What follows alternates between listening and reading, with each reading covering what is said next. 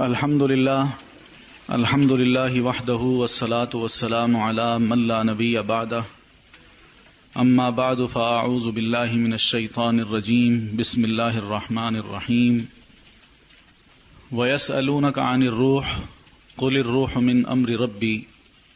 ہماری گفتگو کا موضوع اسلام میں روح کا جو تصور اور عقیدہ ہم مسلمانوں کو دیا گیا ہے وہ ہے کہ روح کیا چیز ہے اور انسانی جسم میں روح کن کن مراحل میں کام کیا کیا کرتی ہے اور پھر اس کا آخر کار انجام کیا ہے۔ یہ چند ایک سوالات ہیں جن کے جوابات ہم انشاءاللہ اپنی اس گفتگو میں تلاش کریں گے۔ یہ سوال کوئی نیا نہیں ہے کہ روح کیا چیز ہے، یہ بہت پرانا سوال ہے۔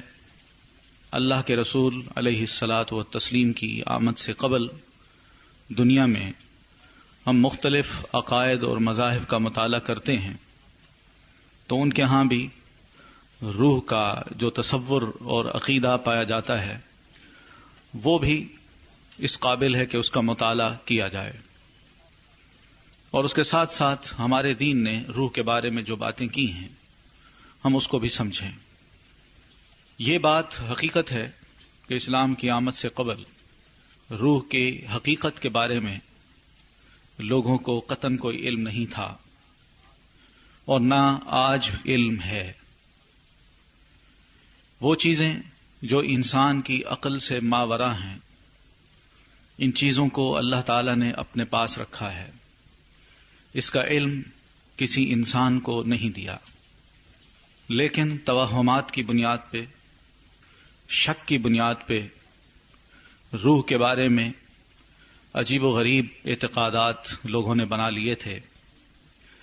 ہم دیکھتے ہیں کہ ہمارے قریبی ہمسایہ ملک میں یعنی ہندوستان میں ہندوؤں کے ہاں تناسخ کا ایک عقیدہ ہے، یہ بہت پرانا ہے، جس کا مطلب یہ ہے کہ کوئی انسان جب مرتا ہے تو اس کی روح کسی اچھے یا برے پرندے کے جسم میں آ جاتی ہے، یا پھر وہ بندہ جب فوت ہوتا ہے تو اس کی روح بعد والے انسان میں منتقل کر دی جاتی ہے۔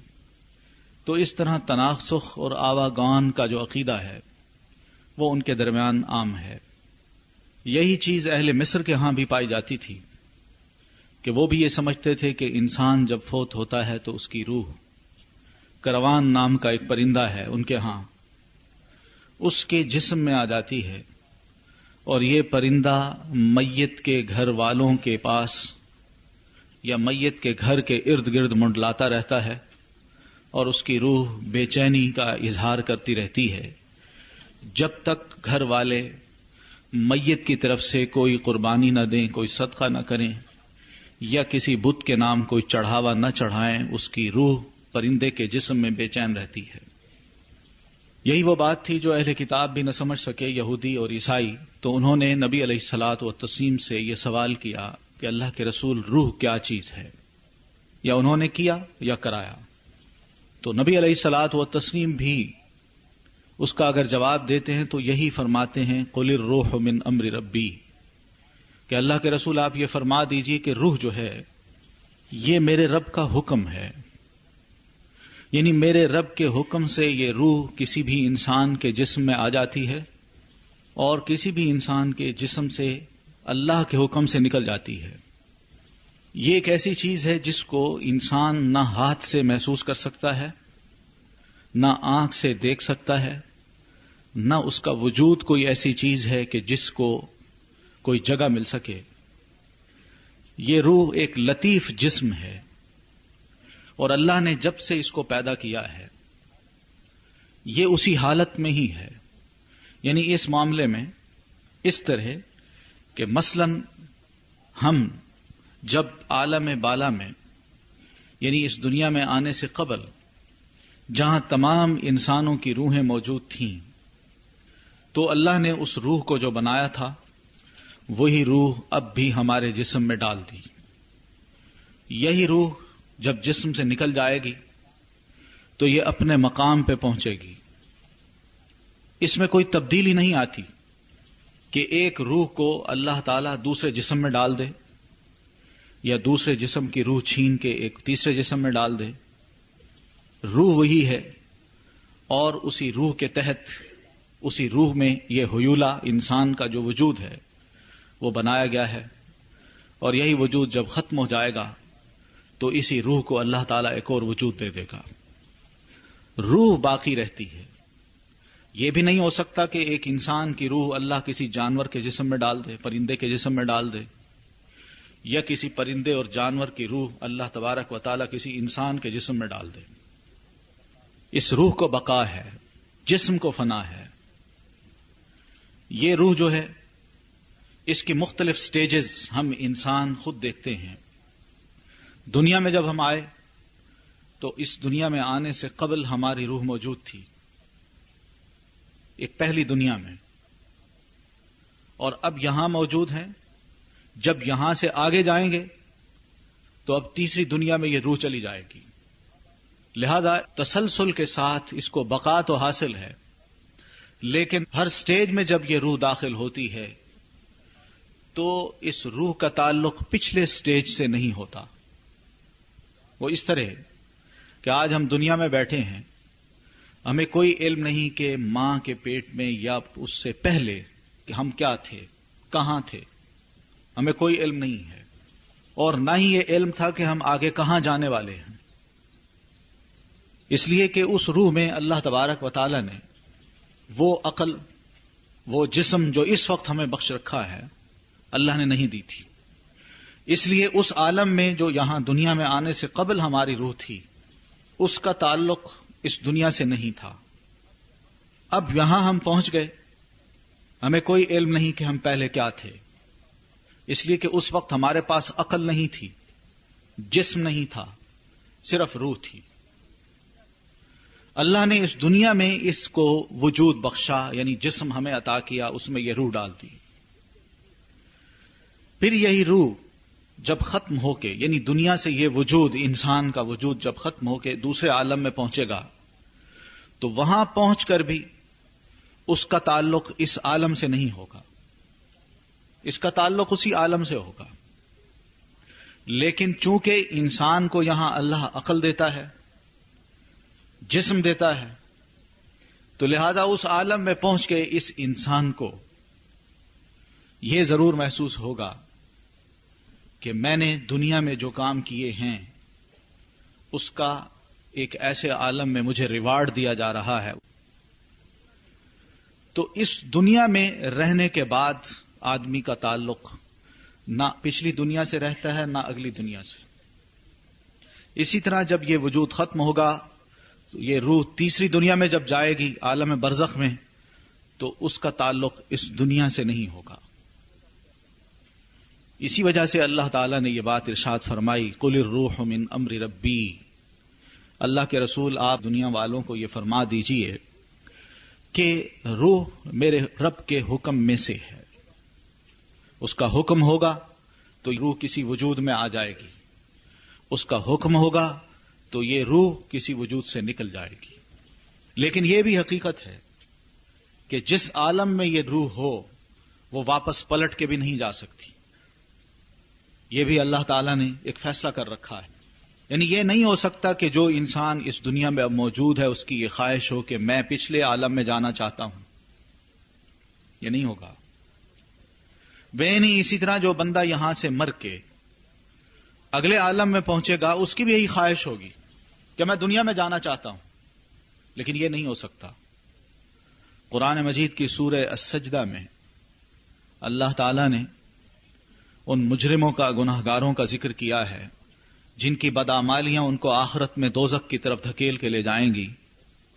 وہ قیامت کے دن رب کی بارگاہ میں یہ کہیں گے، ربنا ابصرنا فسمعنا فرجعنا نعمل صالحا انا موقنون. اللہ، اب ہم نے اپنی آنکھوں سے اپنے انجام کو دیکھ لیا ہے، لہذا ہماری یہ درخواست ہے کہ تو ہمیں دنیا میں بھیج دے. ہم وعدہ کرتے ہیں نعمل صالحا، کہ ہم اچھے عمل کریں گے. کیوں؟ اس لیے کہ انا موقنون، ہمیں اب یقین آ چکا ہے کہ کہ تیرے رسولوں نے دنیا میں جو بات کہی تھی، تیرے قرآن نے جو بات کہی تھی، وہ بالکل برحق تھی، لیکن یہ تو ان کی بات ہوگی، لیکن یہ ناممکن ہے کہ اللہ تعالیٰ ایسے انسانوں کی خواہش کو پورا کرے اور انہیں کہے کہ ٹھیک ہے آپ دنیا میں چلے جائیں. اس لیے کہ قرآن مجید میں یہ الفاظ بھی ہیں، اللہ ان کو یہ سنائیں گے کہ ہمیں پھر بھی پتا ہے کہ تم دنیا میں گئے تو اسی طرح کے کام کرو گے جیسے پہلے کرتے رہے ہو، لیکن یہ تو محال ہے کہ تم اس دنیا کو چھوڑ کے جب ہمارے پاس آ گئے تو ہم تمہیں دوبارہ اس عالم میں بھیجیں. نہیں، یہ نہیں ہو سکتا. یہ ایک بنیادی تصور ہے، عقیدہ ہے ہمارے دین کا، کہ جس کی وجہ سے یہ زندگی اور موت، یہ الفاظ قرآن مجید نے اپنی ٹرمینالوجی میں ہمیں انٹروڈیوس کرائے ہیں. زندگی اور موت کا تصور بھی یہی ہے کہ ہم لوگ مختلف سٹیجز سے گزر کے جب ایک سٹیج میں ہوتے ہیں تو ایک زندگی ہے، وہاں سے گزر کے جب دوسرے عالم میں گئے تو پچھلے عالم کی موت ہو گئی، اب دوسرے عالم میں وہ ایک زندگی ہے. یہ زندگی اور موت صرف انسانوں کا ہی خیال ہو سکتا ہے، انسانوں کے درمیان ہی یہ چیز ہو سکتی ہے. یہ وجود زندگی اور موت کا انسانوں کے لیے ہے، لیکن اللہ تعالیٰ کے لیے نہیں ہے. اللہ تعالیٰ کے لیے اس لیے نہیں ہے کہ نہ اللہ کے لیے ماضی کوئی حیثیت رکھتا ہے، نہ حال کوئی حیثیت رکھتا ہے، نہ مستقبل کوئی حیثیت رکھتا ہے. اللہ تعالیٰ کے لیے تمام زمانے ایک جیسے ہیں. اور پھر اگر ہم اس عالم میں تھے، اب دنیا میں آئے ہیں، ہمارے لیے وہ عالم پردے میں ہے. دنیا میں ہیں ہم، یہ روشن ہے. جب یہاں سے اگلے جہان میں جائیں گے تو یہ پردہ ہو جائے گا. اس چیز کو، اس پردے کو کہا گیا کہ یہ موت ہے. ورنہ روح جو ہے اس کو اللہ تعالیٰ نے زندگی دے رکھی ہے، اس کو کبھی موت نہیں آنی، فنا نہیں ہونی اس چیز نے. حدیث میں یہ آتا ہے کہ قیامت کے دن جب اللہ نے فیصلے کر دینے ہیں، اہل جنت کو اہل جنت میں اور اہل دوزخ کو دوزخ میں ڈال دینا ہے، تو پھر اس کے بعد اللہ تعالیٰ ان دونوں سے مخاطب ہو کے یہ لفظ ارشاد فرمائیں گے کہ اے جنتیو، تم ہمیشہ یہیں رہو، تمہیں موت کبھی نہیں آنی. اور اے دوزخیو، تم بھی ہمیشہ یہیں رہو، تمہیں موت کبھی نہیں آنی.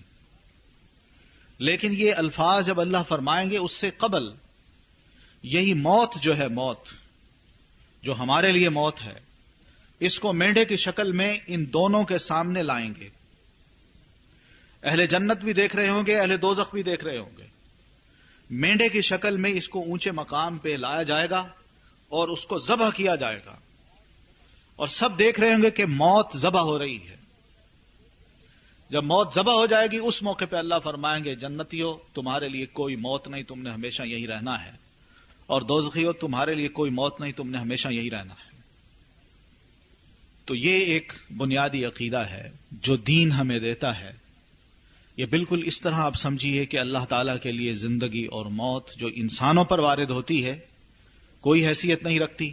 یہ بالکل اس طرح ہے جیسے یہ، یعنی اس کے پیچھے جو افراد بیٹھے ہیں آپ کو نظر نہیں آ رہے، اور آپ ان کے پیچھے بیٹھی ہیں، ان کو یہ نظر نہیں آ رہے.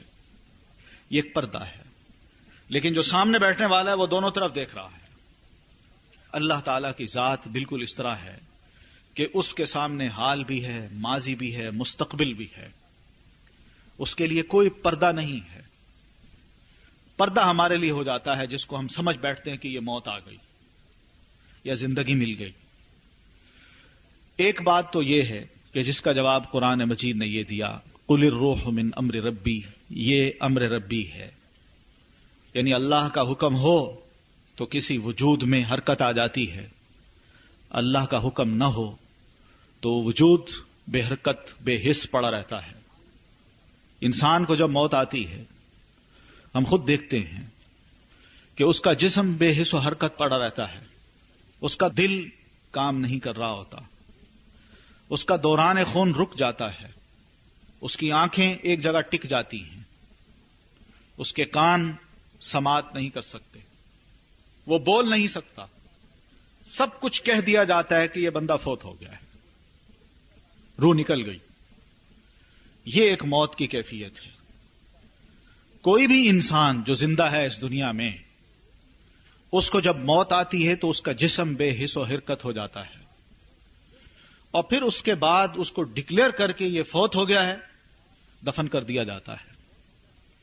اس لیے کہ اگر اس کے اندر یہ ہمت ہو کہ میں زندہ ہوں، تو وہ خود اٹھے، وہ خود نہائے، وہ خود کفن پہنے، وہ خود اپنی قبر کے پاس جائے، یا خود ہی اپنے آپ کو قبر میں داخل کر دے، اور پھر اس کے بعد اس پر مٹی انسان ڈال دیں۔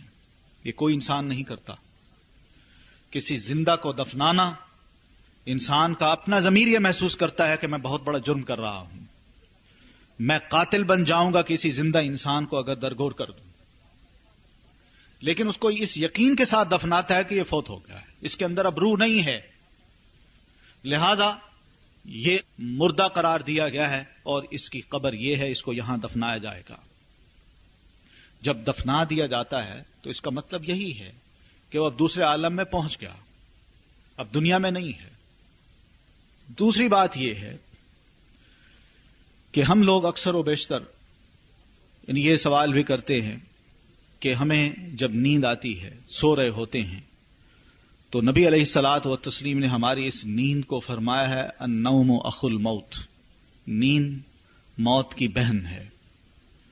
یہ اس لیے آپ نے فرمایا کہ انسان پر جب یہ حالت طاری ہوتی ہے نیند کی، تو یہی روح جس کے دو حصے ہیں، ایک حصہ اس کا نفسانی ہے اور دوسرا حصہ اس کا حیوانی ہے۔ حیوانی وہ ہے کہ جو انسان کی سانس کو، اس کے دوران خون کو باقی رکھتا ہے، یعنی یہ روح انسان کی سانس اور اس کے دوران خون کو باقی رکھتی ہے، یعنی روح حیوانی۔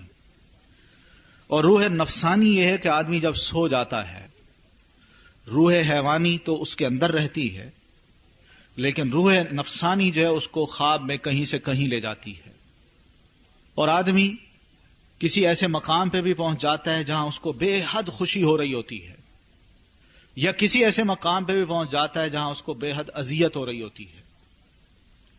تو خواب میں انسان جو تکلیف محسوس کرتا ہے یا خوشی محسوس کرتا ہے، یہ روح نفسانی کا کام ہے۔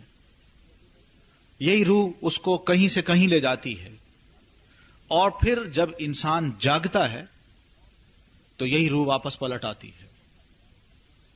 اس چیز کو اللہ تبارک و تعالی نے قرآن مجید میں یہ بات واضح کرتے ہوئے فرمائی کہ اللہ یتوفی الانفس حین موتہا، کہ اللہ تعالیٰ جانوں کو فوت کر دیتا ہے جبکہ وہ مر جاتے ہیں۔ روح انسان کے جسم سے نکلی، اب اس کی آنکھ جو ہے وہ ٹک گئی، اور جب آنکھ ٹکتی ہے تو اس کا مطلب یہ ہے کہ وہ اپنی روح کو جاتا ہوا دیکھ رہا ہے، اب نکل گئی۔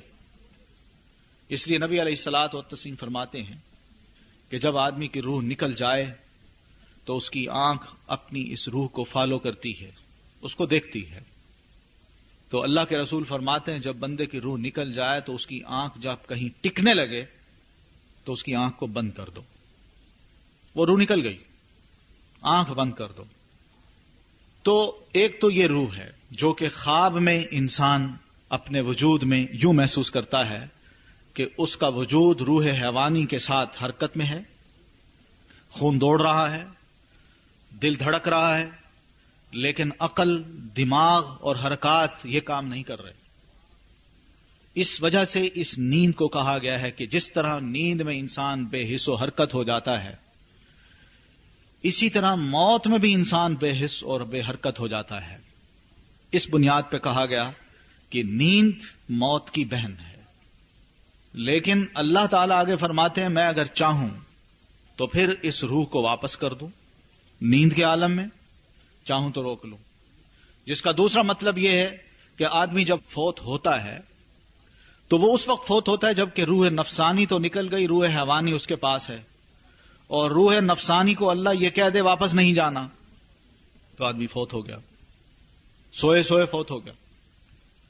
اور اگر اللہ یہ چاہے تو روح کو لوٹا دے تو آدمی وہی اٹھ کے بیٹھ جائے، اس کی موت کا وقت ابھی نہیں آیا۔ قرآن مجید میں اللہ تعالیٰ نے اس طرح یہ صراحت کی۔ تو اس کا مطلب یہ ہے کہ ہم لوگ جو خواب میں جو کچھ دیکھتے ہیں واقعی محسوس کرتے ہیں کہ اس میں ہمیں اذیت ہو رہی ہے یا ہم خوشی محسوس کر رہے ہیں، اور پھر ایسے ڈراؤنے خواب کبھی کبھی دماغ میں اس طرح نقش ہو جاتے ہیں، کبھی نہیں مٹتے، اور اچھے خواب بھی دماغ میں اس طرح ثبت ہو جاتے ہیں کہ ہمیشہ یہ یاد رہتے ہیں۔ اس کی وجہ یہ ہے کہ روح نے اس چیز کا مطالعہ کیا ہے، روح نے اس کو دیکھا ہے۔ تو یہ روح نفسانی اور روح حیوانی کے درمیان کی جو زندگی ہے، یہ ہماری زندگی ہے۔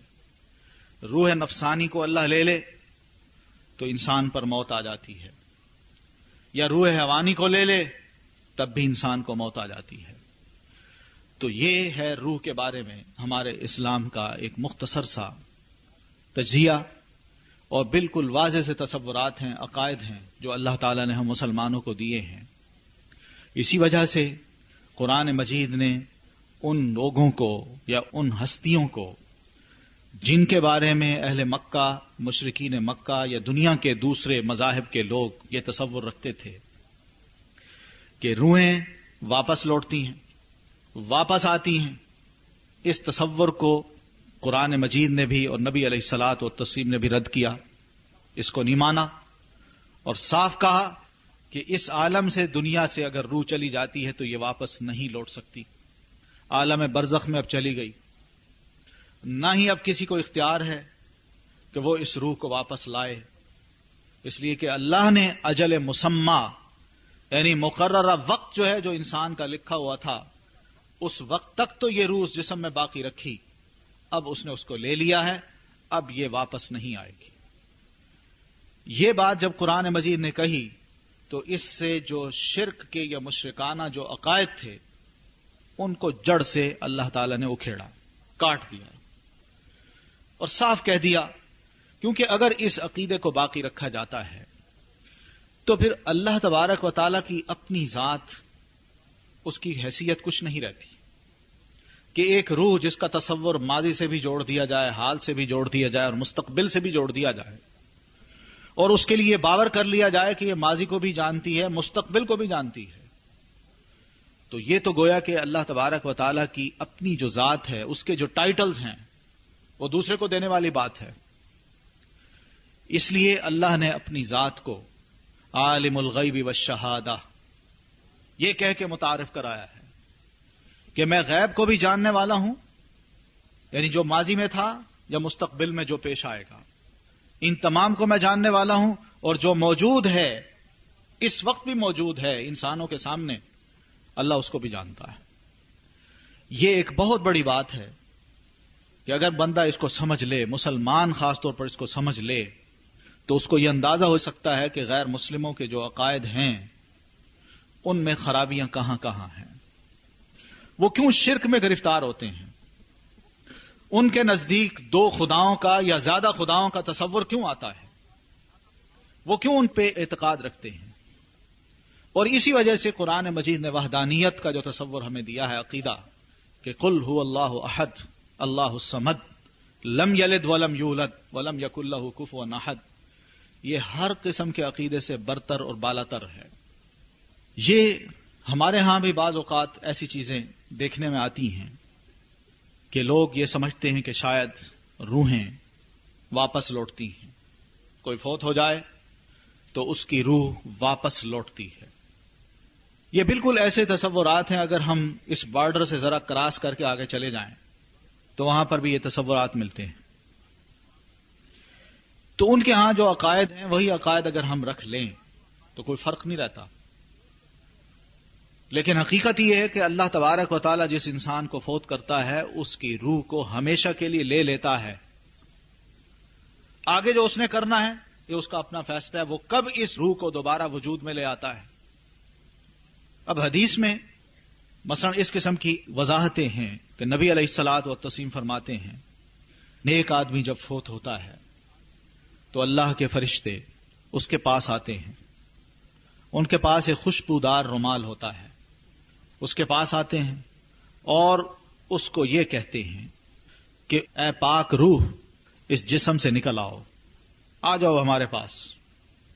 یہ روح بے چین نہیں ہوتی، بہت خوش ہوتی ہے، اس لیے کہ فرشتوں کا ملک الموت اور اس کے ساتھ جو اس کی ٹیم ہے، ان کا آنے کا انداز اور ان کی گفتگو کا انداز یہ مرنے والے کو باور کرا دیتا ہے کہ میرا بڑا اچھا استقبال کیا جا رہا ہے اور مجھے ویلکم کہا جا رہا ہے، مجھے لگتا ہے کہ میرا آگے انتظار ہو رہا ہے. یہ وہ چیز ہے جو عین اس موقع پر اس کو دکھا دی جاتی ہے. اور اللہ کے رسول فرماتے ہیں اس طرح اس کی روح نکل جاتی ہے اس کے جسم سے جیسے یہ گلاس بھرا ہوا، بالکل ایک قطرہ بھی اس کے اندر ڈالنے کی مزید گنجائش نہ ہو، لبالب بھرا ہوا ہے. اسی کے اندر ایک قطرہ ڈال دیا جائے تو وہ ٹپک کے باہر گر جائے گا. بینی اسی طرح ایک مسلمان طیب بہترین انسان کی روح جو ہے وہ اس طرح اچھل کے باہر آ جاتی ہے بغیر کسی تکلیف کے. یہ ہوتا ہے ایک نیک آدمی کا انجام. اور پھر جب وہ روح اتنی اچھل کے باہر آتی ہے تو اس کا مطلب یہ ہے کہ بندہ اپنی روح کو بڑی خوشی کے ساتھ ان کے حوالے کر رہا ہے بغیر کسی خوف کے.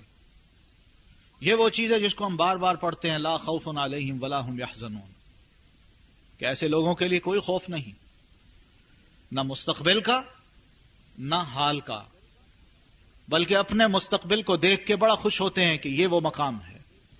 اور اللہ تعالی یہ مقام انسانوں کو دکھا دیتا ہے، نیک انسانوں کو. آپ کو یاد ہوگا کہ نبی علیہ الصلاۃ والتسلیم کا جب آخری وقت آیا تو نبی علیہ الصلاۃ والتسلیم کے بارے میں حضرت عائشہ فرماتی ہیں کہ اللہ کے رسول کا سر مبارک میری گود میں تھا. بیٹھے بیٹھے اچانک ہی نبی علیہ الصلاۃ والتسلیم کی ٹکٹکی بند گئی اور پھر اس کے بعد آپ نے ہاتھوں کو اوپر اٹھایا اور یہ فرمایا اللہم بالرفیق الاعلی، اللہم بالرفیق الاعلی، اور پھر اس کے بعد آپ کا ہاتھ ڈھلک گیا اور آپ فوت ہو گئے. یہ آپ نے کیوں فرمایا؟ جس کا مطلب یہ ہے اللہ مجھے تیری رفاقت اعلی چاہیے، اعلی رفاقت کا میں خواستگار ہوں، میں وہاں پہنچنا چاہتا ہوں. آپ کو وہ مقام دکھا دیا گیا تھا، اس لیے آپ نے وہاں جانے کو ترجیح دی. اور اللہ کے رسول علیہ الصلاۃ والتسلیم یہ لفظ کہتے ہوئے اپنے اس مقام کو دیکھتے ہوئے فوت ہو گئے.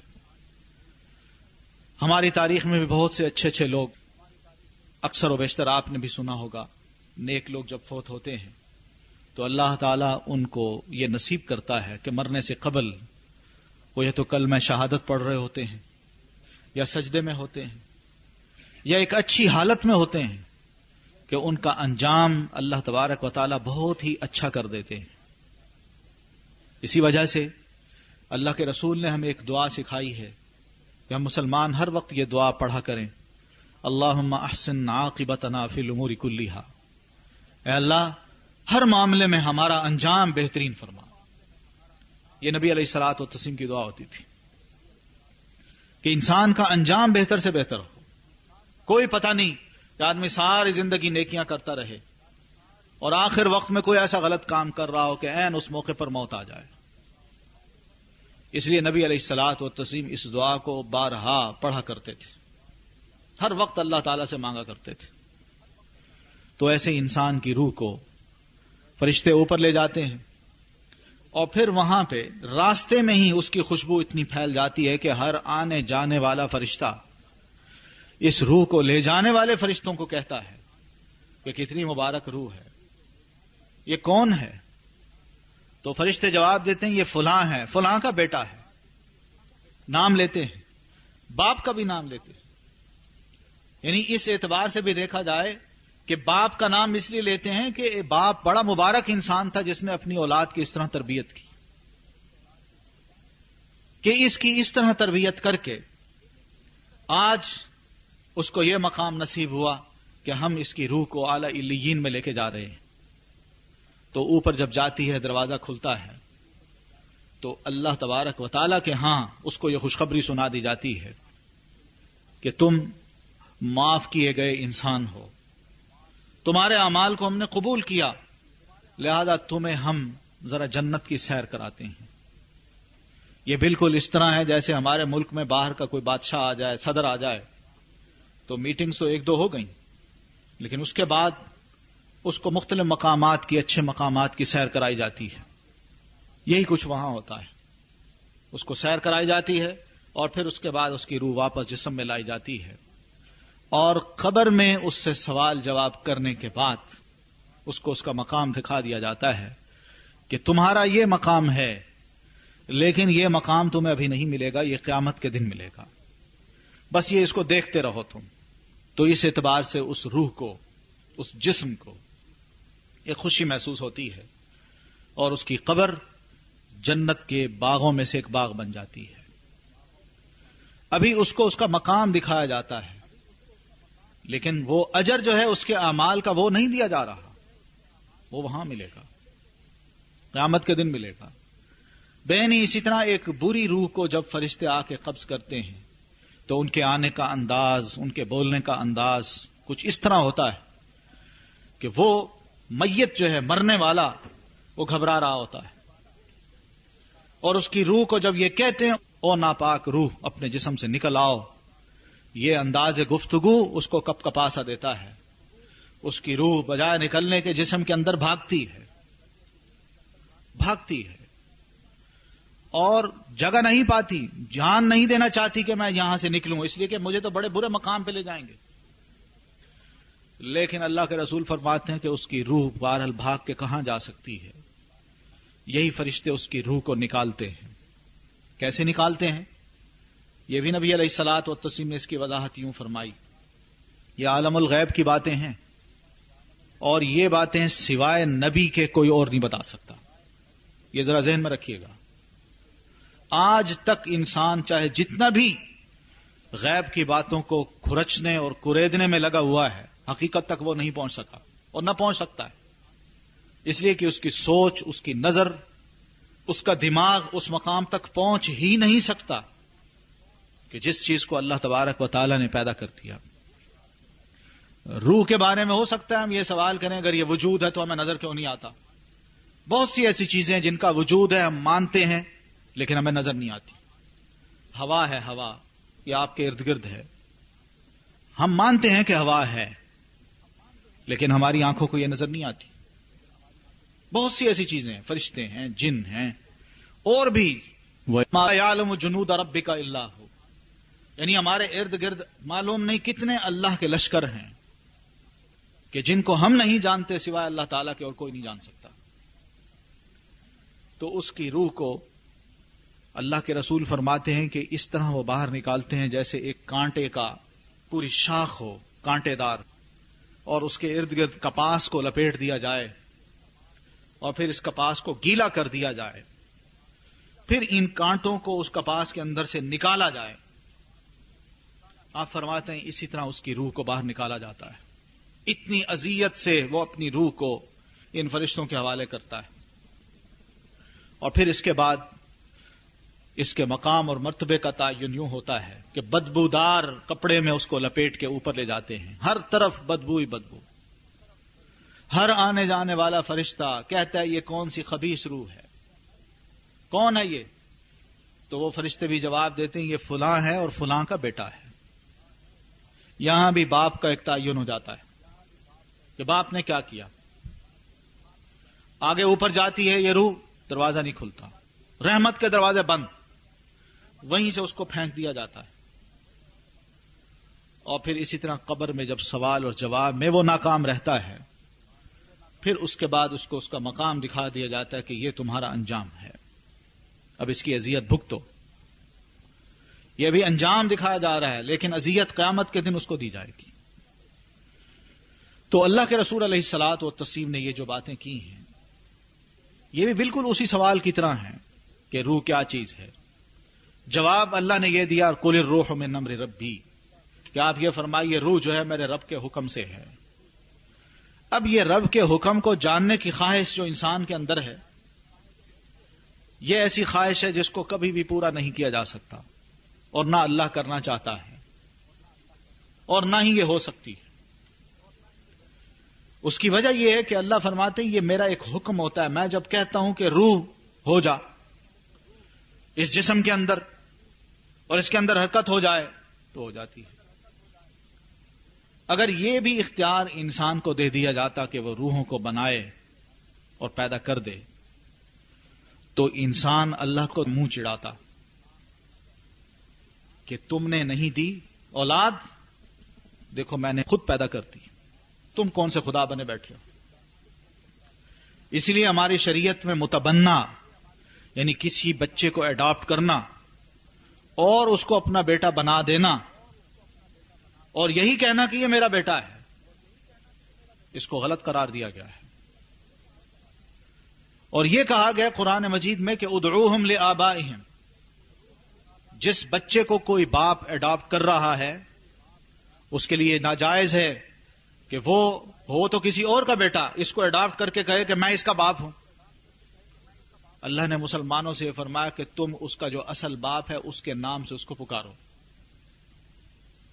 کیوں؟ اگر یہ نہیں کرو گے تو لوگ کہیں گے کہ اللہ تم نے تو مجھے اولاد نہیں دی، لو میں نے کسی کا بیٹا لے کے اپنا بیٹا بنا لیا ہے۔ یہ رب کا ایک قانون ہے، اس قانون کو بہر صورت مسلمان کو ماننا پڑتا ہے۔ اس سے ذرا برابر ادھر ادھر ہوتا ہے تو رب کے بارے میں، اللہ کے بارے میں انسان کا عقیدہ متزلزل سا ہو جاتا ہے، اور پھر اللہ کے جو اختیارات ہیں وہ بندہ انسانوں کو دے بیٹھتا ہے، اور جب انسانوں کو دے بیٹھے تو رب کے بارے میں، اللہ کے بارے میں وہ تعلیمات جو قرآن ہمیں دینا چاہ رہا ہے بندہ پھر ان کو تسلیم نہیں کرتا، وہ کہتا نہیں۔ اب یہی تصور کہ روحیں آتی ہیں، غیروں کے ہاں بھی ہیں، ہمارے ہاں بھی چند بھولے بھالے مسلمان ان چیزوں کو اپناتے ہیں، خیال کرتے ہیں کہ شاید روح ہمارے ہاں بھی آتی ہے، اور خاص طور پر جن گھروں میں دکھ ہو، ماتم ہو جائے، وہاں پر اس قسم کی باتیں کی جائیں تو لوگ ذرا جلدی بھی قائل ہو جاتے ہیں کہ شاید آتی ہو روح، اس کی بے چینی کو دور کیا جائے، اس لیے کہ ایک ہمدردی ہوتی ہے مرنے والے کے ساتھ۔ تو یہ جو ہمدردی، اس طرح کی باتیں ہیں کہ زندہ انسان ان لوگوں کے لیے ہمدردی اس ناطے سے پیدا کر لے اپنے اندر کہ شاید یہ ہر ہفتے میں ایک آدھ دن یہ ہمارے گھر میں روح آتی ہے، بے چین ہوتی ہے، یہ غلط بات ہے۔ وہ اس لیے کہ اللہ نے جب یہ روح لے لی تو وہ اس دنیا میں اب نہیں آ سکتی، اب یہ گئی دوسرے عالم میں، اب یہ واپس نہیں پلٹ سکتی۔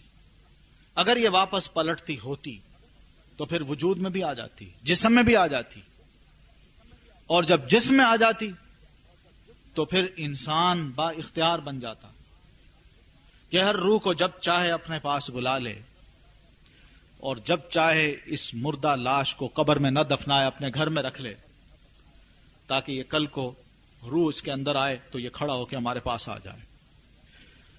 آپ شاید ان تصورات کو جانتی ہوں گی کہ اہل مصر کے ہاں فرائض اپنی لاشوں کو یہ رنگ کے ممیاں بنا کے ان کو جب رکھا کرتے تھے بڑے بڑے کمروں میں، وہ اسی خیال سے رکھتے تھے کہ روحیں آتی ہیں اور ان کے اندر آ جائیں گی کسی نہ کسی وقت اور یہ اٹھ بیٹھیں گے۔ اسی لیے جب یہ عقیدہ اتنا کمزور تھا انسانوں کا، اور خاص طور پر ان لوگوں کا بھی جو اس وقت مسلمان تھے، کہ فرعون کو جب اللہ تعالیٰ نے غرق کیا تو بنو اسرائیلی بھی اس بات کو یقین سے نہ تسلیم کر سکے کہ واقعی فرعون غرق ہو گیا، مر گیا ہے۔ وہ یہ سمجھتے تھے کہ شاید یہ دوبارہ زندہ ہو جائے، یہ مر نہیں سکتا۔ اللہ نے ان کے جواب میں یہ فرمایا تھا وَأَنْتُمْ تَنْظُرُونَ، کہ ہم نے اس کو غرق کیا اور تم اپنی آنکھوں سے اس کو دیکھ رہے تھے، کہ تمہیں یقین آ جائے کہ واقعی وہ بندہ مر گیا ہے، ڈوب گیا ہے، اور اس کی لاش سمندر نے اٹھا کے باہر پھینک دی۔ یہ وَأَنْتُمْ تَنْظُرُونَ کی جو بات کی ہے، ثُمَّ أَغْرَقْنَا آلَ فِرْعَوْنَ وَأَنْتُمْ تَنْظُرُونَ، کہ ہم نے آل فرعون کو غرق کر دیا اور تم اپنی آنکھوں سے دیکھ رہے تھے۔ یہ تم اپنی آنکھوں سے دیکھ رہے تھے کا مطلب یہی ہے کہ تمہارے دماغ میں یہ بات ہم نے پختہ طور پر بٹھا دی تاکہ تمہیں یقین آ جائے کہ واقعی یہ پیغمبر کا جو ازلی دشمن ہے، جس کو لوگ خدا مانتے تھے، اور اس کے بارے میں تم بھی شاید یہ عقیدہ رکھتے تھے کہ یہ تو مرے گا کبھی نہیں، ہم نے اس کو مار دیا ہے۔ یہ بات بھی قرآن نے واضح کی، ان کے ہاں یہ عقائد تھے۔ یہ اس قسم کے عقائد ہم مسلمان قرآن مجید کی تعلیمات کی روح سے اور نبی علیہ الصلاۃ والتسلیم کی تعلیم کی روح سے نہیں مان سکتے۔ اللہ کے رسول علیہ الصلاۃ والتسلیم آپ کے چچا محترم سید الشہداء حضرت حمزہ رضی اللہ تعالیٰ عنہ، ان کو میدان احد میں جس طرح شہید کیا گیا، ان کی لاش کے ٹکڑے کیے گئے، ان کے کان کاٹ دیے گئے، اعضاء جسم کے کاٹ دیے گئے، اس کا ہار بنایا گیا، ان کا جگر نکالا گیا، چبانے کی کوشش کی گئی، اس سب کچھ کے باوجود نبی علیہ الصلاۃ والتسلیم نے کبھی یہ خواہش نہیں کی کہ اللہ میرے اس چچا کی روح کو واپس لوٹا دے، اس لیے کہ رب کا فیصلہ یہی تھا، اور جب فیصلہ ہو گیا تو اللہ کے رسول علیہ الصلاۃ والتسلیم کہنے والے کون؟ آپ صلی اللہ علیہ وسلم 4 بچیوں کے باپ ہیں، کون سا باپ ہے جس کی خواہش یہ نہیں ہوتی کہ مجھے بھی نرینہ اولاد ملے؟ اللہ نے نرینہ اولاد دی، بچے ہیں 2-4 ماہ کے، 2 سال کے، 2.5 سال کے ہوتے ہیں، بچے فوت ہو جاتے ہیں، اور اللہ کے رسول روتے روتے، آنسو بہاتے بہاتے ان بچوں کو قبر کے سپرد کرتے ہیں۔ کبھی آپ نے یہ نہیں کیا کہ اس کو میں نے دفنانا نہیں ہے، اس کی روح واپس آئے گی یا یہ زندہ ہوگا، نہیں۔ ایسے تصورات کو بھی نبی علیہ الصلاۃ والتسلیم نے غلط قرار دیا کہ کوئی بندہ یہ سوچے کہ آج کا دن اس اعتبار سے بڑا اہم ہے کہ اس دنیا میں یا تو کوئی بڑی روح آ رہی ہے یا بہت بڑی روح اس دنیا سے اٹھ کے جا رہی ہے۔ آپ نے فرمایا ان کا تعلق زمانے کے ساتھ بالکل نہیں ہے، وقت کے ساتھ بالکل نہیں ہے۔ اللہ کے رسول کے دور میں سورج گرہن ہوا، سورج کی روشنی کم پڑی، تو وہاں پہ عام یہ بات پھیلی تھی مسلمانوں کے درمیان کہ سورج جب گرہن ہوتا ہے تو اس کا یہ مطلب ہوتا ہے کہ آج کے دن کوئی بڑی شخصیت یا تو پیدا ہو رہی ہے یا بہت بڑی شخصیت آج کے دن فوت ہو جائے گی۔ جیسے ہمارے ہاں یہ عام بات ہے کہ جمعہ کے دن 2 خطبے ہو جائیں، ایک عید کا اور ایک جمعے کا، تو کوئی بڑا اہم واقعہ ہونے والا ہے۔ یہ باتیں ایسی نہیں ہیں۔ اللہ کے رسول نے کھڑے ہو کے تمام صحابہ کرام کو جمع کیا، خطبہ دیا، ایک لیکچر دیا، اس موقع پہ یہ فرمایا کہ ان الشمس والقمر آیتان من آیات اللہ، کہ مسلمانوں سورج اور چاند ان کی روشنی کو سلب کر لینا، ان کو بے نور کر دینا، یہ اللہ کی نشانیوں میں ایک بہت بڑی نشانی ہے۔ اللہ اپنی پہچان کروا رہا ہے دنیا والوں کو۔ وہ اس طرح اللہ تعالیٰ اب فرمانا یہ چاہ رہے ہیں کہ دیکھو کتنا بڑا سورج ہے، اس سورج کو میں بے نور کر دیتا ہوں۔ جب میں اس کو بے نور کر سکتا ہوں، چاند کو بے نور کر سکتا ہوں، یہ انسان اور یہ دنیا، یہ زمین چھوٹی سی، اس کی زندگی کو یا اس کے نور کو میں چھین کیوں نہیں سکتا؟ گویا کہ اللہ تعالیٰ اپنی قدرت کا اظہار کر رہے ہوتے ہیں اور ایک ایک انسان کو یہ باور کرا رہے ہوتے ہیں کہ یہ بہت بڑی چیز اگر میں نے بے نور کر دی ہے تو اے انسان تم کوئی ایسی چیز نہیں ہو کہ تمہاری روح کو میں لے نہ سکوں اور تمہیں بھی بے نور نہ کر دوں، تمہاری آنکھیں بھی کچھ نہ دیکھ سکیں۔ یہ عقائد تھے، نظریات تھے جو اللہ کے رسول علیہ الصلاۃ والتسلیم نے لوگوں میں عام کیے، بتایا، ان توہمات کو نکالا۔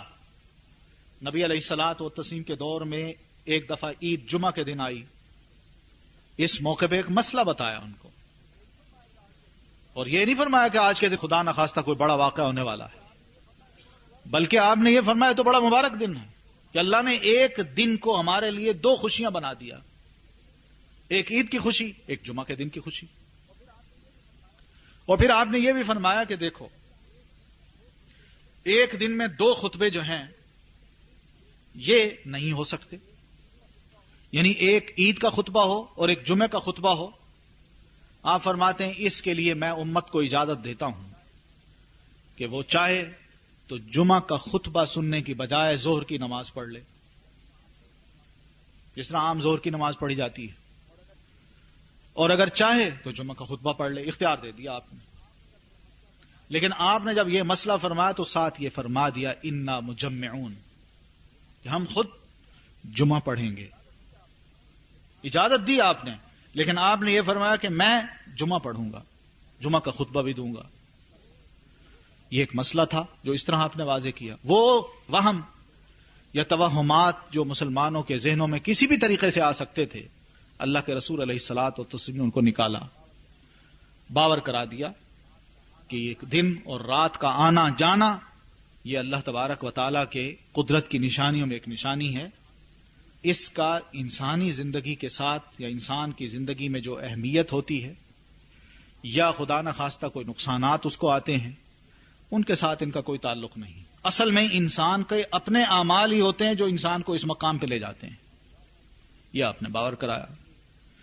تو بہرحال یہ چند ایک باتیں ہیں جو کہ روح سے متعلق اللہ کے رسول نے اور قرآن مجید نے ہمیں بتائی ہیں. اللہ تعالی ہمیں ان کی سمجھ عطا فرمائے، اور جو باتیں میں نے کہی ہیں اگر ان میں کہیں کوئی خامی ہو تو میری بھی اور آپ تمام کی بھی اصلاح اللہ تعالی فرمائے. اگر آپ کے پاس کوئی سوال ہو تو آپ کر سکتی ہیں.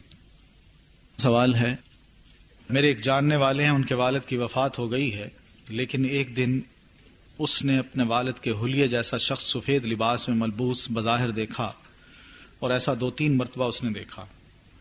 اگر روحیں واپس نہیں آتی تو پھر یہ کیا تھا؟ دیکھیے، ایک ہوتی ہے روح اور دوسرا ہوتا ہے جسم. جسم جو ہے یہ تو ظاہر ہے، وہ تو ہم نے دفنا دیا. روحوں کا واپس آنا، اس سے تو مراد یہی زیادہ سے زیادہ لیا جا سکتا ہے کہ ایک اندیکھی چیز ہے جو ہمارے ارد گرد گھومتی ہے، جس کو ہماری آنکھیں نہ دنیا میں دیکھ سکی تھیں، نہ مرنے کے بعد ہم جان سکے تھے. یعنی دنیا میں جب وہ انسان زندہ تھا تو اس کی روح کے بارے میں ہم نہیں جانتے تھے کہ اس کی روح اندر کیسی ہے، اور جب وہ فوت ہو کے قبر میں دفنا دیا گیا پھر اس کی روح کو آدمی یہاں دنیا میں دیکھے، یہ دعویٰ اگر کوئی کرتا ہے تو یہ بھی تسلیم نہیں کیا جا سکتا. چہ جائے کہ پورا وجود ہی دنیا میں آ جائے، پورا وجود تو دنیا میں نہیں آ سکتا. یہ کوئی ایک وہم ہو سکتا ہے کہ سفید لباس میں ملبوس بظاہر کوئی دیکھا اور ایسا 2-3 مرتبہ ہوا ہے. اگر ایسا تھا تو کم از کم یہ لپک کے آگے جاتے، ان سے ملتے، انہیں کہتے کہ آپ میرے ابا جان ہیں، آپ مجھے ملیے، میں آپ کا بیٹا ہوں، آپ مجھے پہچان نہیں رہے. اس طرح کی کئی باتیں ہو سکتی ہیں. تو یہ ایک وہم ہے، ایسی کوئی بات نہیں کہ دنیا میں کوئی بندہ ایسا آ سکتا ہے. ہاں، یہ ہو سکتا ہے کہ کوئی فرشتہ ہو، یہ بھی ہو سکتا ہے. اگر وہ نظر آیا ہے پھر گم ہو گیا ہے تو یہ اور بات ہے، لیکن وہ روح نہیں آ سکتی. سوال ہے، اکثر ہم سنتے ہیں کہ انسان کی موت کے بعد اس کی روح 40 دن تک گھومتی رہتی ہے. لوگ گھر میں لائٹ جلا کر رکھتے ہیں کہ روح آئے گی. اس کی وضاحت کیجئے کہ یہ سب غلط ہے. دیکھیے، اس میں روح کے بارے میں ہم تو خیر ماشاء اللہ پڑھے لکھے لوگ ہیں، ہمیں اللہ نے بہت سمجھ دے رکھی ہے، لیکن مجھے ایک دیہاتی خاتون کا تبصرہ بہت اچھا لگا کہ اس کو بھی یہ کہا گیا کہ تمہارا خاوند جو فوت ہوا ہے اس کی روح ہفتے میں 1 آدھ دفعہ یہ 40 دن تک گھومتی رہے گی تمہارے گھر کے ارد گرد، جب تک کہ تم کچھ نذرانہ صدقے کے طور پر رب کی بارگاہ میں پیش نہ کرو. اس نے پوچھا کیا آپ نذرانہ پیش کروں؟ میں روح کو دیکھنا چاہتی ہوں، ملنا چاہتی ہوں. تو اسے کہا گیا کہ کچھ چیزیں پکاؤ، کچھ رکھو، اور پھر اس کے بعد ہم آئیں گے، بیٹھیں گے تو دیکھیے گا روح آئے گی. تو اس مسکین خاتون نے سب کچھ بنایا، پکایا، سجا کے رکھا، لوگ بھی آ گئے. تو جس شخص نے انہیں نصیحت کی تھی کہ روح آتی ہے وہ بھی آ گئے. اب یہ خاتون بیٹھی، اب انتظار کر رہی. تو بیٹھے بیٹھے وہ صاحب کہتے ہیں جی روح آ گئی ہے، کھائیے. تو یہ مذاق نہیں، یہ بات حقیقت ہے. تو وہ خاتون کہنے لگی وہ کیسے؟ کہنے آ گئی ہے. ان کو بتائیے تو صحیح کہاں ہے؟ ان کو میں کہہ رہا ہوں آ گئی ہے. خاتون نے جو مختصر بات کی ہے اس کا بہترین جواب تھا، اور یہ عقل کو بھی لگتا ہے. اس نے کہا خاوند میرا ہے، نظر تمہیں آ رہا ہے. اتنی بات کی. تو مقصد کہنے کا یہ ہے کہ اس قسم کی جو باتیں ہیں یہ توہمات میں ہیں. اس کا کوئی حقیقی علم، کوئی پکچر، کوئی ایسی حقیقی چیز آج تک کوئی انسان دے نہیں سکا. اگر کوئی دے سکتا تو اللہ تعالی کی ذات تھی، وہ قرآن مجید میں اس کو بیان کر دیتی. لیکن اللہ تعالیٰ نے بھی اس کو بیان اس لیے نہیں کیا کہ یہ انسان کی اپروچ سے بالکل باہر چیز ہے. اس لیے آدمی اگر اس میں کھوئے گا تو ایک غیر ضروری چیز میں پڑ جائے گا. اس کو امر ربی ہی سمجھ کے بندہ قبول کر لے، یہ ایک ایمان ہے. اور ایمان کی خوبی بھی یہی ہے یہ ضروری نہیں ہے کہ آدمی کو 100% ایسے مسائل کا علم ہو جائے جس میں اس کو لاجک محسوس ہو اور کہے ہاں یہ عقل کو اپیل کرتی ہے. 95% ایسے مسائل ہیں جو اللہ تعالیٰ نے قرآن مجید میں یا شریعت میں بیان کی ہیں جو بالکل عقلی ہیں اور عقل اس کو باور کرتی ہے کہ واقعی درست ہیں. لیکن 5%, 3% ایسے مسائل ہیں جو صرف ایمان سے تعلق رکھتے ہیں. خوبی یہ ہے کہ آدمی ان چیزوں کو مانتے ہوئے ان چیزوں کو بھی مانتے. یہ خوبی نہیں ہے کہ ہر چیز کو عقل کے بنیاد پہ پرکھے اور پھر اس کے بعد کہے کہ میں اس کو مانوں گا. قرآن کے واضح لفظ ہیں کہ قل الروح من امر ربی، تو یہ امر ربی جو ہے اس پر ہی ہمارا ایمان ہونا چاہیے، اس کے علاوہ جو کچھ ہے وہ ٹھیک نہیں. مرنے کے بعد روح کا مقام کیا ہے؟ یہی عالم برزخ میں پہنچ جاتی ہے روح. یعنی اس دنیا اور آخرت کے درمیان ایک عالم ہے جہاں بندہ فوت ہو کے پہنچ جاتا ہے، وہ اس کا مقام ہے. جزا اور سزا کا علم اس کو کس طرح ہوتا ہے یہ میں بتا چکا ہوں. جب خواب میں مرنے والوں سے ملاقات ہوتی ہے تو اس کی حقیقت کیا ہے؟ مرنے والوں کی روح سے ملاقات ہوتی ہے، نفسانی روح کی. کیا ان کو معلوم ہوتا ہے کہ وہ کسی زندہ کی روح سے مل رہے ہیں؟ کیا وہ دنیا والوں کے لیے پیغام دے سکتے ہیں؟ اس موقع پر خواب دیکھنے والا کیا کرے جب سو کر اٹھے؟ نہیں، اگر خواب دیکھا ہے تو یہ خواب سمجھے، اس کو حقیقت مت سمجھے کہ وہ روح میرے پاس آئی تھی. اللہ تعالیٰ اس کو خواب میں کم از کم اطمینان دلا دیتا ہے کہ جس بندے کے بارے میں تم فکر مند تھے وہ اچھے مقام پر ہے، خوش ہے، یا خدا نہ خواستہ برے مقام پر ہے اور بڑی اذیت میں ہے. اتنی بات ہے بس، اس سے بڑھ کر اور کوئی بات نہیں. یعنی یہ سمجھنا کہ وہ میرے پاس آئی تھی اور خواب میں ملی آ کے، یہ خواب میں مجھے ملنا آپ کو ملنا تو اور بات ہے. کسی نبی کو بھی اگر اللہ تعالیٰ یہ خواب دکھا دے تو وہ وحی کی شکل ہو جاتی ہے، وہ وحی ہو جاتی ہے. اس خواب کو اللہ تبارک و تعالیٰ خواب نہیں کہتا بلکہ وہ فرماتے ہیں تمہیں خواب میں ہم نے جو کچھ دکھایا یہ ایک وحی تھی. تو اللہ دیکھیے نبی کے ساتھ یہ معاملہ کرتا ہے، یعنی وہ اصل چیز نہیں ملواتا لیکن اس جیسی کوئی چیز ملوا کے نبی کو یہ کہہ دیتا ہے کہ یہ ایک وحی تھی. یہ ہوتا ہے. ابراہیم علیہ الصلاۃ والتسلیم ہوں، عیسیٰ علیہ السلام ہوں، ان کے بارے میں جو نبی علیہ الصلاۃ والتسلیم نے باتیں کی ہیں کہ میں نے ان کو دیکھا معراج کی رات میں، تو وہ تو آپ نے اپنی آنکھوں سے دیکھا. عیسیٰ علیہ السلام کے بارے میں بتایا جب وہ آئیں گے تو ان کے لمبے بال ہوں گے، سرخی مائل جسم، دراز قد کے انسان. یعنی آپ نے جو ان کی صفات بتائیں تو وہ بھی اسی بنیاد پہ بتائی ہیں کہ اللہ کے رسول علیہ الصلاۃ والتسلیم نے ان کو دیکھا تھا معراج میں، اور پھر خواب میں بھی آپ کو کچھ دکھا دیا گیا کہ یہ ہیں عیسیٰ علیہ الصلاۃ والتسلیم.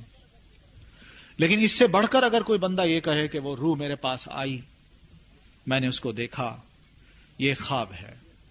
اس خواب کو یہ مت سمجھیے کہ روح آئی تھی، بلکہ اس کا انجام بندے کو دکھا دیا جاتا ہے کہ یہ مطمئن ہے اپنے مقام پہ، یہ غیر مطمئن ہے. بس اتنی بات ہے، اس کے علاوہ کچھ اور نہیں سوچا جا سکتا. بد روحوں کے بارے میں تصور کہ وہ اوپر نہیں جاتی ہیں اور دنیا میں لوگوں کو تنگ کرتی ہیں اور بھٹکتی رہتی ہیں، یہ سب ہندوانہ خیالات ہیں.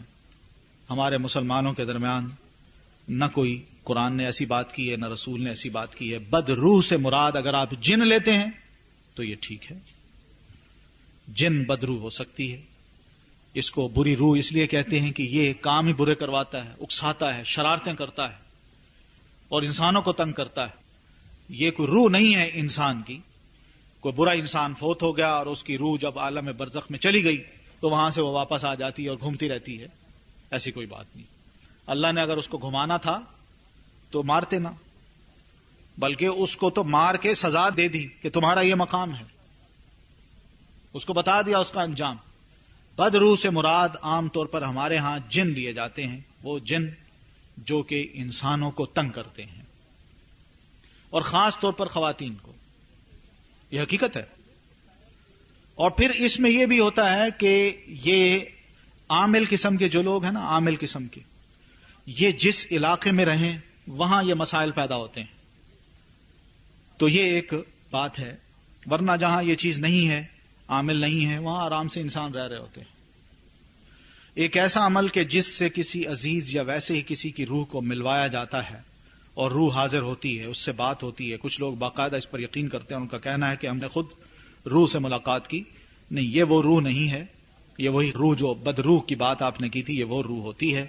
وہ چونکہ ہمیں نظر نہیں آ رہی ہوتی، ہم سمجھتے ہیں کہ شاید وہ روح آ گئی ہے، اور وہ ہوتا ہے جن جو ہمارے حالات کو جان چکا ہوتا ہے، اس لیے جب وہ آتا ہے تو ہم سے بات کرتا ہے تو ہم سمجھتے ہیں کہ اسی لہجے میں، تو ہم سمجھتے ہیں کہ شاید وہ پرانی روح آ گئی ہے، انسان آ گیا ہے۔ یہ ایمان کو بگاڑنے والے کام ہوتے ہیں، ان سے ہمیشہ بچنا چاہیے۔ بعض مفسرین کے مطابق انسان کے وہ اعمال جن کے اچھے یا برے اثرات معاشرے پر ثبت ہوتے رہتے ہیں اور ان کے اثرات کے مطابق انسان کے اعمال پر بھی پڑتے ہیں۔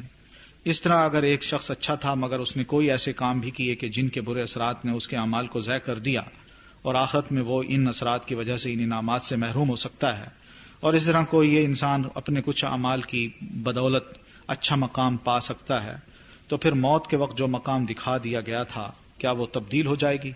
نہیں، وہی مقام ہوتا ہے اس کے اعمال کی بنیاد پہ۔ یعنی بندہ فوت ہونے سے پہلے نبی علیہ الصلوۃ والتسلیم کا ارشاد ہے کہ اللہ تعالیٰ بندے کی توبہ قبول کر لیتا ہے ما لم یغرغر، جب تک اس پر آخری سکتے کا وقت نہیں آتا، یعنی آخری لمحات جو اس کی سانس اٹک رہی ہوتی ہے اس سے پہلے اگر بندہ توبہ کر لیتا ہے تو اللہ اس کے لیے بھی توبہ کے دروازے کھول دیتا ہے۔ تو جب توبہ ہو گئی، پچھلے گناہ معاف ہو گئے، تو اب اس کی اگر روح قبض ہو گئی تو ایسا مقام تو اچھا ملے گا اس بندے کو جس نے جاتے جاتے توبہ کر لی اور ہوش میں توبہ کی اور فوراً توبہ کے بعد اپنی جان فرشتوں کے سپرد کر دی، اس کو مقام اچھا ملے گا۔ یہ اس طرح ہے کہ ایک یہودی نوجوان نبی علیہ الصلوۃ والتسلیم کی خدمت کیا کرتا تھا۔ آپ کو علم ہوا کہ وہ بڑا سخت بیمار ہے، تو نبی علیہ الصلوۃ والتسلیم اس کی عادت کے لیے اپنے ساتھیوں کو لے گئے۔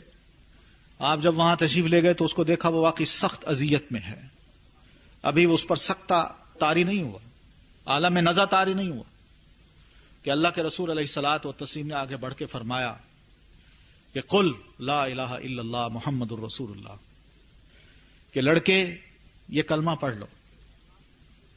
اب وہ نبی علیہ السلام کی طرف بھی دیکھتا ہے اور اپنے باپ کی طرف بھی دیکھتا ہے، یہ یہودی ہے، سر پہ کھڑا ہے۔ تو باپ کی طرف جب وہ دیکھتا ہے تو باپ اسے کہتا ہے اطیع ابا القاسم، کہ بیٹے ابو القاسم، یعنی نبی علیہ السلام کی ایک کنیت تھی، بیٹے ابو القاسم کا کہنا مان لو۔ باپ کہتا گیا، بیٹے نے کلمہ پڑھ لیا، اور کلمہ پڑھا، اس کے فوراً بعد اس پر عالم نزع طاری ہوا، فوت ہو گیا۔ نبی علیہ الصلوۃ والتسلیم نے فرمایا یہ مسلمان فوت ہوا ہے، اس کی تجہیز اور تکفین ہم کریں گے، اس کا جنازہ پڑھیں گے اور اس کو خود دفنائیں گے۔ اس کو دفنایا، تو جب دفنا دیا گیا اس کے لیے دعا کی تو نبی علیہ السلام فرماتے ہیں دیکھو کیا نصیبے والا نوجوان تھا، تھوڑا سا عمل کیا ہے لیکن اس کا اجر اس انسان کو بہت زیادہ دیا گیا ہے، صرف کلمہ ہی پڑھا ہے، یہ عمل ہے، اور پھر اس کے بعد اس کو اجر جو اللہ نے دیا وہ جنت میں پہنچا دیا ہے۔ تو یہ نہیں ہوتا، آدمی کا جو آخری عمل ہے وہی کاؤنٹ ہوتا ہے اللہ تعالیٰ کے ہاں، اور یہ آخری عمل جتنا اخلاص میں ڈوبا ہوا ہو، چاہے اچھا ہو یا برا، اس کی بنیاد پہ آگے نتائج مرتب ہوتے ہیں۔ کیا یہ بات ٹھیک ہے کہ انسان جب قبر میں ہوگا تو جب تک قیامت نہیں آئے گی جنت کی کھڑکی کھل جائے گی، نیک لوگوں کے لیے اور برے لوگوں کے لیے دوزخ کا دروازہ کھل جاتا ہے، قبر میں بھی سزائیں ملتی ہیں؟ عذاب قبر کا جو معنی ہے وہ یہی ہے کہ جیسے میں نے حدیث یہ سنائی ہے آپ کو کہ اس میں اللہ کے رسول یہی فرماتے ہیں کہ اس کے لیے اس کو اس کا مقام دکھا دیا جاتا ہے، کھڑکی کھول دی جاتی ہے، یہ تمہارا مقام ہے، لیکن تم ابھی جاؤ گے نہیں وہاں، تم نے قیامت تک یہیں رہنا ہے۔ قیامت کے روز اللہ تبارک و تعالیٰ تمہیں یہ مقام عطا کریں گے، اس سے اس کی روح مطمئن ہو جاتی ہے، وہ خوش رہتا ہے۔ کہتے ہیں کہ نیک بزرگوں کی روحیں مغرب کے وقت گزرتی ہیں، کیا ایسا صحیح ہے؟ اور یہ بھی کہا جاتا ہے اگر ان کے راستے کے بیچ میں ہم کھڑے ہوں تو ہمیں تکلیف دیتے ہیں۔ کہتے ہیں، کہا جاتا ہے، یہ کہتے ہیں اور کہا جاتا ہے، یہ کوئی دلیل نہیں ہے۔ دلیل دیکھیے، آپ پڑھ رہی ہیں قرآن مجید میں، ما لہم بہ علم، ان کے پاس کوئی علم نہیں ہے، ان یتبعون الا ظنا، وہ وہم و گمان کی بنیاد پہ یہ سارے کام کر رہے ہیں۔ تو یہ کام نہیں چلے گا۔ آپ ماشاء اللہ اب قرآن پڑھ رہی ہیں، آپ قرآن مجید کے ایک ایک لفظ کو سیکھ رہی ہیں۔ قرآن مجید تو ہمیں یہی باور کرا رہا ہے کہ جو بات بھی آپ سنیں، اختیار کریں، دماغ میں بٹھائیں، تو کم از کم اس کے پیچھے آپ کے پاس دلیل ہونی چاہیے۔ اللہ کے رسول علیہ الصلوۃ والتسلیم نے بھی یہ نہیں چاہا تھا۔ اقرأ بسم ربک الذی خلق، یہ پہلی وحی جو اللہ کے رسول صلی اللہ علیہ وسلم پر اتری ہے۔ تو اس کا مطلب کیا ہے؟ پڑھو، پڑھنے کی بات ہے، علم کی بات ہے، علم الانسان ما لم یعلم، علم کی بات ہے. تو گویا کہ یہ دین تو ایک علمی دین ہے. علم اگر کسی کے پاس ہوگا اس دین کا تو وہ محفوظ رہے گا، اگر نہیں ہوگا تو محض نبی علیہ الصلوۃ والتسلیم لوگوں کو یہ کہتے بس صرف کلمہ پڑھتے جاؤ، اس کو سمجھو نا اور میرے ارد گرد جمع ہو جاؤ، یہ کام نفع بخش ہوگا. اللہ کے رسول یہ کر سکتے تھے، لیکن آپ نے یہ نہیں چاہا کہ میں جاہلوں کا جھمگٹا اپنے ارد گرد اکٹھا کر لوں. آپ نے یہ کبھی نہیں چاہا. آپ نے جب وحی آئی مسلمانوں کو سکھا دیا، ان کو پڑھایا، ان کو سمجھایا. قرآن مجید میں یہ بتایا گیا کہ وَيُعَلِّمُهُمُ الْكِتَابَ وَالْحِكْمَةَ، کہ اللہ کے رسول ان مسلمانوں کو کتاب کی بھی تعلیم دیتے ہیں، سکھاتے ہیں ان کو. ایک ایک چیز اللہ کے رسول سکھایا کرتے تھے. اس لیے کہا جاتا ہے، سنا ہے، لوگ کہتے ہیں، یہ بات نہیں چلنی چاہیے. کوئی بات ہو پھر ٹھیک ہے، کوئی دلیل ہو بہت اچھی بات ہے، نہیں ہے تو یہ کہا جاتا ہے، سنا ہے، لوگ کہتے ہیں، یہ بات ایسے نہیں چلنی چاہیے. کہا جاتا ہے کہ 40 روز کے اندر 70 قرآن شریف ختم کیا جائے تو اس بندے کو شہادت کا درجہ ملتا ہے. کیا یہ سچ ہے؟ 40 روز کے اندر کس کے لیے قرآن مجید ختم کیا جائے؟ میت کے لیے؟ نہیں، ایسی کوئی بات نہیں ہے. شارٹ کٹس مت ڈھونڈیے. قرآن مجید نے کہا فَمَن يَعْمَلْ مِثْقَالَ ذَرَّةٍ خَيْرًا يَرَهُ وَمَن يَعْمَلْ مِثْقَالَ ذَرَّةٍ شَرًّا يَرَهُ. جو بندہ ذرے برابر بھی کوئی اچھا عمل کر کے لائے گا اللہ اس کو وہ بھی دکھا دے گا، اور ذرے برابر اگر کوئی غلطی کر کے لائے گا اللہ اس کو وہ بھی دکھا دے گا. یہ قرآن مجید کی صورت ہے، اس کا یہ معنی ہے. اب بتائیے کہ میں کچھ بھی نہ کروں، فوت ہو جاؤں اور پیچھے والے میرے لیے یہ 70 قرآن پڑھ کے مجھے پھونک دیں اور اللہ تعالیٰ مجھے معاف کر دیں؟ کیوں؟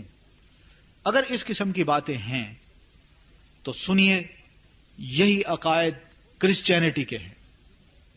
وہ یہ کہتے ہیں کہ حضرت عیسیٰ علیہ الصلوۃ والتسلیم ہمارے گناہوں کی پاداش میں سولی پہ چڑھ گئے، لہذا ہم اب جو چاہیں کریں، قیامت کے دن ہم بخشے جائیں گے. گویا کہ سولی پہ چڑھنا ان کے لیے کیا ہوا، بعد کے عیسائی حضرات کے لیے کیا ہوا؟ وہ بن گیا ایک ثواب کا کام.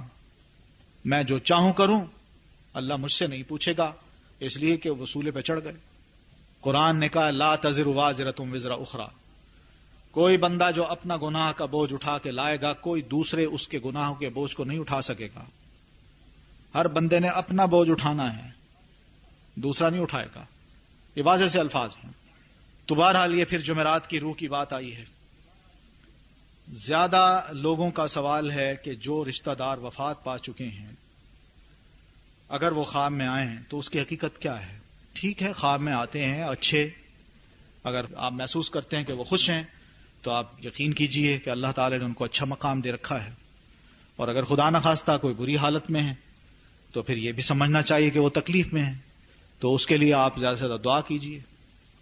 دعا کیجئے نماز کے بعد، ضرور دعائیں کیجئے ان کے لیے کہ اللہ ان کو معاف فرما. اور خاص طور پر مرنے والے کی جو اولاد ہے وہ اولاد اپنے باپ کے لیے ضرور دعا کرے، اس کا ثواب ضرور اس کو ملے گا. حدیث میں آتا ہے اللہ کے رسول فرماتے ہیں کہ جنت میں ایک صاحب اپنے مقام پہ ہوں گے کہ اچانک ان کو اللہ فرمائیں گے یہاں سے اٹھو اور اوپر بلند درجے میں پہنچ جاؤ. تو وہ عرض کرتے ہیں اللہ میں دنیا میں تو نہیں ہوں، میں تو جنت میں ہوں. یہ جنت دار العمل تو نہیں ہے، میں نے کوئی ایسا عمل نہیں کیا، لیکن آپ مجھے یہ ترقی کیسی دے رہے ہیں؟ تو اللہ تعالیٰ یہ فرماتے ہیں تم نے جو پیچھے اولاد چھوڑی ہے اس نے یہ نیک کام کیا ہے جس کو ہم نے قبول کیا ہے، اور اس کا ثواب ہم تمہیں دے رہے ہیں، تمہیں یہ ترقی دی جا رہی ہے. تو اس لیے اولاد جو ہے یہ اگر اپنے والدین کے لیے دعا کرے، کوئی صدقہ جاریہ کے طور پر کوئی کام کر جائے، اور والد کے لیے والدہ کے لیے کوئی بہتر سے بہتر اچھے اچھے کام کرے، دعا کرے، تو ضرور والدین کو وہ فائدہ پہنچتا ہے. لے پالک والدین کے لیے اولاد ثواب جاریہ بن سکتی ہے جیسے اپنے حقیقی والدین کے لیے بنتی ہے. دیکھیے لے پالک بچے جو ہے اگر کوئی انسان اس کو لے کے پالتا ہے اس نیت پہ کہ اس کو میں نے اچھا انسان بنانا ہے، نیک بنانا ہے، تو بہت بڑا ثواب ہے. یتیم بچہ ہوگا یا کسی کا لے لیا اور اس نے بہتر سے بہتر تربیت کی، اب اچھی تربیت کر کے بے شک بندہ فوت ہو جائے، اس کا ہر نیک عمل جہاں اس کو ثواب پہنچائے گا وہاں اس کو بھی ملتا رہے گا. اس لیے ایسی کوئی بات نہیں کہ اجر ضائع نہیں ہوتا، ثواب ضرور ملے گا. میت کے گھر میں یہ محسوس کیا گیا ہے کہ کسی ایک خاص دن خوشبو کا جھونکا محسوس ہوتا ہے، جس حالت میں دفنایا ہوتا ہے اسی خوشبو کے ساتھ گلاب کے پھولوں کی خوشبو. یہ بات کیا درست ہے؟ محسوس کیا گیا ہے، پھر وہی بات ہے. میت کے گھر میں یہ محسوس کیا گیا ہے، تو یہ محسوس کیا گیا جو ہے یہ تو بہت سی آپ نے محسوس کیا ہوگا، کسی اور نے پتہ نہیں الٹی بات ہی محسوس کی ہوگی. تو یہ باتیں ایسی نہیں ہیں. بعض اوقات کوئی خوشبو پڑی ہوتی ہے دور، اس کا جھونکا گھر میں آ گیا تو بندے نے سمجھا یہاں روح آ گئی. ایسی بات نہیں. کوئی بہت سے ایسے عوامل ہوتے ہیں کہ کبھی کبھی ایسا کام ہو جائے تو انہونا سا بندہ اس کو سمجھ لے کہ شاید یہ ہو گیا، لیکن ہوتا کچھ ایسا ہی ہے کہ ارد گرد کوئی ایسی چیز ہوتی ہے جس کی وجہ سے ہم اس کا اندازہ نہیں لگا سکتے اور کچھ اور خیال بنا لیتے ہیں. تو یہ خیالات جو ہیں اس قسم کے نہیں آ سکتے. کبھی کبھی ہمارے خواب میں ہمیں کوئی مرنے والا کوئی بات کہہ دیتا ہے تو کبھی فوراً وہی معاملہ ہو جاتا ہے. یہ ایسا کیوں ہوتا ہے؟ کوئی مرنے والا خواب میں کوئی بات کہہ دیتا ہے تو کبھی فوراً وہی معاملہ ہو جاتا ہے. ہاں تو ٹھیک ہے، ہو سکتا ہے وہ اچھی بات ہو، آپ کی رہنمائی کر دی گئی ہو خواب میں، ٹھیک ہے، تو وہ اگر بہتر ہے تو ضرور اس کو اپنائیے. اگر خدا نخواستہ خراب ہے تو اس سے اجتناب کیجیے. تو اس میں کوئی حرج نہیں، یہ اللہ کی طرف سے ایک تائید ہے. لیکن اس کو یہ مت سمجھیے کہ وہ مردہ وہ اٹھ کے ہمارے پاس آ گیا تھا، اس کی روح آ کے ہمیں بتا گئی ہے. خواب خواب ہے، اس کو اس طرح مت لیجیے کہ ایک بندہ جب فوت ہو تو اس کی روح جو ہے ہمارے پاس آ جاتی ہے. جنوں کو انسان کی روح پر تصرف دیا گیا ہے یا نہیں؟ کیونکہ جنوں کے اکثر انسانوں کو بیمار کر ڈالتے ہیں اور بظاہر ڈاکٹر کے مطابق کوئی فزیکلی وجہ نظر نہیں آتی. جن انسانوں کے مقابلے میں لوور درجے کی مخلوق ہے تو اسے یہ تصرف ہے یا نہیں؟ دیکھیے جو شریر جن ہیں، جس طرح انسانوں میں شریر انسان ہیں وہ بھی شریر ہیں، ان کا بھی جادوگروں کے ساتھ اور کاہنوں کے ساتھ لازماً تعلق ہوتا ہے. یہ بہرحال انسانوں کو، یہ جو ہمارے جو کاہن اور جادوگر قسم کے لوگ ہیں وہ ان کے ذریعے سے کام کرواتے ہیں اور انسانوں کو تنگ کرتے ہیں. تو ان کی شرارت سے بچنے کے لیے قرآن نے بھی ہمیں نسخہ بتایا، اور ویسے بھی اللہ کے رسول نے فرمایا کہ یہ کفر ہے اس قسم کے کام کرنا. کوئی بندہ اگر جادو کرتا ہے، کہانت کرتا ہے کسی کو تنگ کرنے کی نیت سے، تو اللہ کے رسول نے فرمایا یہ کفر کا کام ہے جو وہ بندہ کر رہا ہے. تو بہرحال جن جو ہیں اکثر ان کی حالت یہی ہے کہ یہ انسانوں سے کم تر مخلوق ہے، برتر نہیں ہے. ہاں یہ بات ہے کہ انسان کا عقیدہ اگر اللہ کے بارے میں کمزور ہو جائے اور پھر آدمی ان بدروحوں کے یا جنوں کی چھوٹی چھوٹی باتوں سے ان کے آگے ہاتھ جوڑتا رہے، ان کے آگے جھکتا رہے، ہاتھ باندھتا رہے، ان سے پناہ مانگتا رہے، تو یہ جن پھر پھول جاتے ہیں. اور وہ کہتے ہیں کہ دیکھیے حدیث میں یہ آتا ہے کہ نبی علیہ الصلوۃ والتسلیم کی آمد سے قبل یہی اہل عرب جو تھے، ان کے قافلے جب کہیں جاتے دور دراز ملکوں میں تجارت کے لیے، تو راستے میں کہیں ان کو رات کو پڑاؤ کرنا پڑتا تو صحرا کے کنارے آ کے یہ کھڑے ہو کے کہتے، او جنوں کے سردار، میں نے رات یہاں گزارنی ہے، میں آپ کی پناہ میں آتا ہوں. یہ الفاظ ہیں ان کے.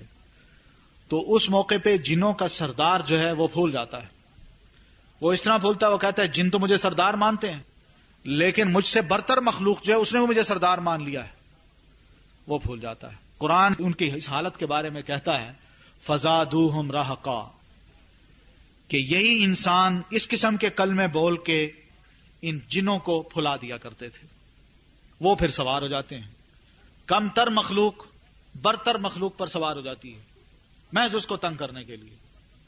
لیکن اگر آپ اپنے آپ کو یوں برتر سمجھیں کہ میں انسان ہوں، اشرف المخلوقات ہوں، اللہ نے مجھے بنایا ہے، میرا خالق اللہ ہے، مالک اللہ ہے، وہی مجھے نفع پہنچا سکتا ہے، وہی نقصان پہنچا سکتا ہے، تو پھر اس عقیدے کے ہوتے ہوئے کسی جن کی یہ ضرورت نہیں ہوتی کہ کسی کو نقصان پہنچائے. ہم انسانوں میں میں ہوں مثلا، میں کبھی سوچ ہی نہیں سکتا کہ میں کسی جن کو تنگ کروں. اسی طرح اکثریت جنوں کی ایسی ہے جو کبھی نہیں سوچتی کہ ہم انسانوں کو تنگ کریں. انسانوں میں جس طرح شرارتی لوگ ہوتے ہیں وہ سوچتے ہیں کہ ایک اچھا بھلا آدمی جو بیٹھا ہے اس کو خام خواہ مصیبت میں ڈال دوں، وہی جن سوچ لیتا ہے. جن تب سوچتا ہے جبکہ ہمارا عقیدہ اس کے بارے میں کمزور ہو جائے اور ہم سمجھیں کہ یہ کوئی بڑی مخلوق ہے. پھر وہ طاقتور ہوتا ہے اور بن کے دکھاتا ہے، ہم اس کو پھلا دیتے ہیں. تو ان چیزوں سے بہرحال ہمیں بچنا چاہیے. قرآن مجید کی جو آخری صورت ہے اس میں یہی الفاظ ہیں من الجنۃ والناس، قل اعوذ برب الناس، کہ میں رب کی پناہ میں آتا ہوں جو لوگوں کا رب ہے. من الجنۃ والناس، آخر میں یہ فرمایا جنوں سے بھی اور انسانوں سے بھی بچنا چاہتا ہوں اور رب کی پناہ میں آتا ہوں. تو جب یہ ہم کہتے ہیں تو یہ گویا کہ عقیدے کا اظہار ہے کہ ہم برتر ہیں، جن ہم سے کمتر ہے، اور اللہ کی طرف سے جو نقصان اور نفع ہوگا وہ اسی کی طرف سے ہوگا، کسی اور سے نہیں ہو سکتا. بس اسی پر اتفاق کرتا ہوں، آپ سے اجازت چاہوں گا. السلام علیکم ورحمۃ اللہ.